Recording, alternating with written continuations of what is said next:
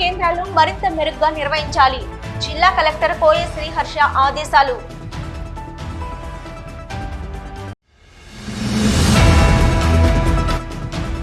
కాంగ్రెస్ ప్రభుత్వం లఘుచల రైతుల భూములను లాక్కోవడానికి దుర్మార్గంగా వ్యవహరిస్తుంది.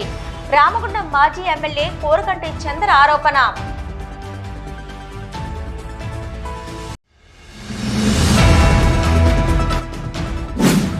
ఆశా వర్కర్లకు నెలకు 18,000 ఫిక్స్డ్ వేతనం నిర్ణయించాలి. తెలంగాణ ఆశా వర్కర్స్ యూనియన్ రాష్ట్ర అధ్యక్షురాలు పి విజయలక్ష్మి డిమాండు.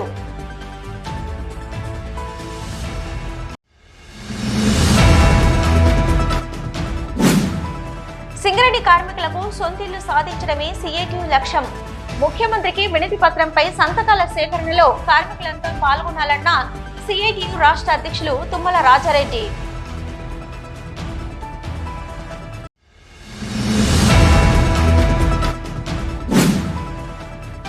శాంతియుత మార్గం ద్వారా సింగరేణి సిఐండి ఎండీని కలవడానికి వెళ్తున్న క్రమంలో పోలీసులు తమను అరెస్టు చేయడం సరైంది కాదు.